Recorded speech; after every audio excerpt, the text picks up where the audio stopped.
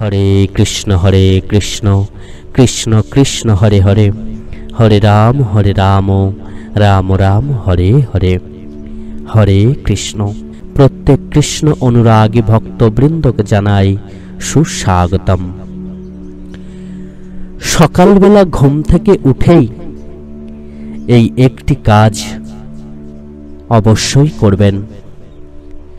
বাড়ির মায়েরা সকালবেলা ঘুম থেকে উঠে যদি এই কাজটি প্রত্যেক দিন নিয়ম মেনে করেন, তাহলে আপনার সংসারে মা লক্ষ্মী বিরাজ করবেন। আপনাকে আর অন্য কিছু করার দরকার হবে না। শুধুমাত্র এই একটি কাজ যদি আপনি মনোযোগ সহকারে করেন, এই একটি কাজ যদি সকালবেলা ঘুম থেকে উঠে করেন, তাহলে স্বয়ং মা লক্ষ্মী আপনার ঘরে বিরাজ করবেন। আপনার সংসারের শ্রীবৃদ্ধি পাবে, হু হু করে অর্থ আসবে।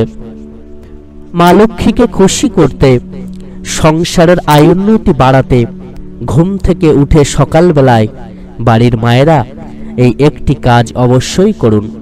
বন্ধুরা, কৃষ্ণ কথায় আপনাদের প্রতি প্রত্যেককে জানাই সুস্বাগতম।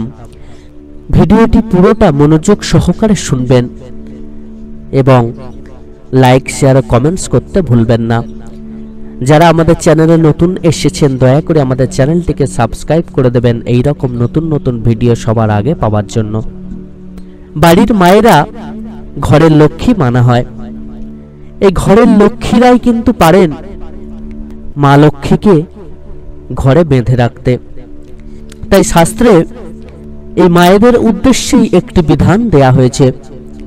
এই বিধানটি যদি প্রত্যেক বাড়ির মায়েরা মেনে চলেন, তাহলে আপনাদের সংসারের আয়োন্নতি বেড়ে যাবে, হু হু করে অর্থ আসবে। প্রত্যেক মায়েরা সকালবেলা ঘুম থেকে উঠে এই একটি কাজ অতি অবশ্যই পালন করবেন। এই একটি কাজের মধ্য দিয়ে আপনার সংসারে শ্রীবৃদ্ধি পাবে, আপনার হাজবেন্ডের, আপনার স্বামীর ইনকাম বেড়ে যাবে এবং প্রত্যেকের মঙ্গল হবে। আমরা কত কি না করে থাকি সংসারের আয়োন্নতি বাড়ানোর জন্য। বাড়ির মায়েরা কত বারব্রতাদি করে থাকেন সংসারের মঙ্গলের জন্য, সংসারের আয় বৃদ্ধির জন্য, আরো কত কিছু করে থাকেন। তো শাস্ত্রের এই বিধানটিও অতি অবশ্যই আপনারা মেনে চলুন। শুধুমাত্র এই একটি কাজ ঘুম থেকে উঠেই অবশ্যই করবেন।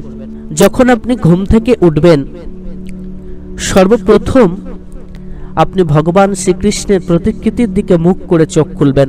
যখনই আপনি ঘুম থেকে উঠে চোখটা খুলবেন, যেন সঙ্গে সঙ্গে আপনি ভগবানকে দেখতে পান।